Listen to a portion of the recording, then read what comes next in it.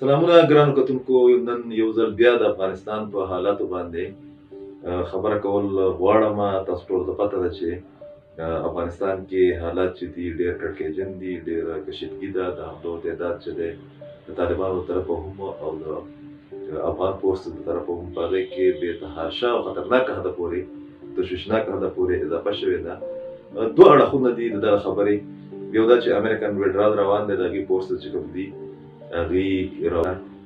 بعضې د هغې چې کوم دفاعي مراکز وو هغه ورکوي افغان فورسز ته. تر اوسه پورې 9 ورکړی شوي دي دغه مراکز، یا چې کوم کیمپس وو یا چې کوم سنټرز وو د آرمي، په هغې کې 4 چې دي هغه طالبانو قبضه کړي دي. دا د افغان فورس په کارکردګۍ چې دی یو سوالیه نشان دی. بیا موږ وکتل چې 13 ورځه په هلمند کې په کومه منطقه باندې چې افغان فورسز د سکیورټي فورسز حملې وکړې، ورسره یو ډېر عجیبه کار دا وشو چې افغان ایرفورس چې دی هغې بمباري وکړه. د بمبارۍ په نتیجه کې ویل کېږي دا چې کوم د انټرنیشنل میډیا رپورټس دي چې په درځنونو خلک چې دي، عام خلک سیویلینز ورته موږ وایو، هغه شهیدان کړای شوي دي. په هغې کې تقریبا 1.5 درجنه ماشومان چې دي هغه پکې شامل دي. انټرنیشنل چې کوم هیومن رایټس کوم ارګنایزیشن دي هغې په ډېر زیات تشویش اظهار کړی دی. بل اړخ د هغې دا دی چې افغان حکومت بعضې اهم خلک بشمول جمهور رئیس کوم چې اشرف غني صاحب دی او نایب صدور چې کوم دي هغې په مختلفو انټرویوز کې مضامینو کې په پاکستان باندې یو ځل بیا نیوکې کړي دي. دا یو تاثر ورکوي چې د افغانستان د مسلې حل چې کوم دی یا د هغې کنجي چې ده هغه د اسلام آباد د ګنډۍ په لاس کې ده.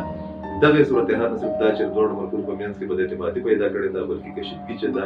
د هغې امکانات او خدشات چې دي هغه ډېر زیات شوي دي. یو درېیم اړخ چې هغه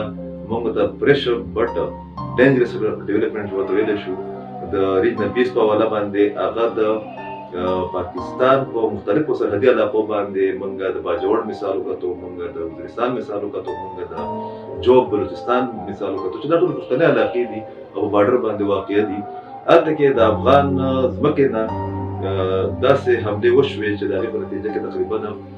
د 1 درجنه پورې د پاکستان سکیورټي فورسز خلک چې کوم دي هغه شهیدان کړای شو، په درجنونو چې دي هغه زخمیان شوي دي. دغه صورتحال هم د کشیدګۍ کې د اضافې یو سبب جوړېږي. د پاکستان او د افغانستان تعلقات چې هغه 2-3 کالو نه ډېر زیات ښه و، هغه بیا یو ځل ډېر کشیده صورتحال ته مخامخ شوي دي. ډېر سوالونه راوچتېږي. د انټرنیشنل میډیا چې کوم رپورټس دي په هغې کې هم دا دي چې د پاکستان کردار انټرنیشنل کمیونټي او اقوام متحده دوی خو مني، خو د افغانستان له طرفه دغسې حرکات چې کوم دي یا اکشن یا د هغو ځمکه د پاکستان خلاف استعمالېدل دا د پاکستان لپاره ډېره د تشویش خبره هم ده او د هغه خلکو لپاره چې هغې غواړي چې دواړو ملکونه مشترکه طور له د یو جاینټ وینچر په طریقه باندې یا د یو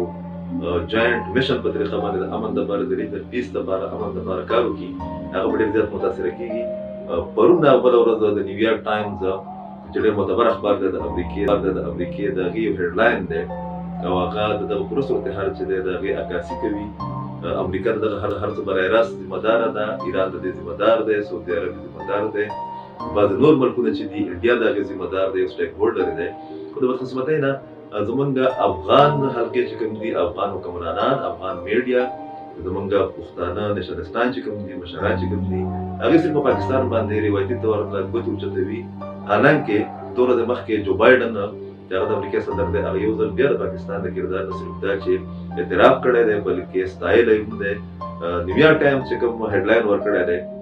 هغه ډېر خطرناک دی او هغه بالکل په حقیقت باندې مبني دی. هغه وایي چې د کوم جنګ ابتدا چې وه د 9/11 نه بعد یا د کوم امن دپاره د یو جنګ ابتدا چې د 9/11 نه بعد د جنګ په صورت کې شوې وه، د وایلنس په شکل کې شوې وه، د دې اوسني امن که څه امکانات وي نو د هغې دپاره به هم یو غټ جنګ چې دی هغه به کول غواړي. دا د خبرې ثبوت دی یا د اشاره ده د انالیسس بنیاد باندې چې په افغانستان کې حالت چې دي جنګ طرف ته روان دي. هم هغسې کوم چې د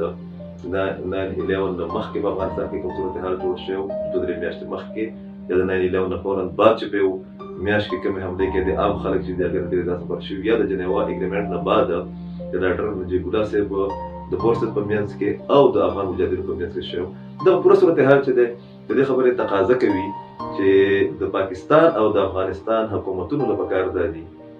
چې هغه پراکسیز، هغه سپایلرز چې هغه د دوه ملکونو تعلقات خرابوي یا په دغه حملو کې چې هغه د پاکستان په سرحدي علاقو کې شروع شوي دي یا بعضې خلکو ته چې هغه د TTP په شکل کې هلته په افغانستان کې موجود دي دا په متحده د رپورټ مطابق چې تقریبا 6,000 خلک دی هغوی پاکستان باندې هم حملې کوي په انډیا باندې هم کړي دي په نورو ملکونو هم کړي دي خو هغې ته د افغان حکومت یا د بعضې ادارو طرفه سرپرستي حاصل وي او د هغې په لاس باندې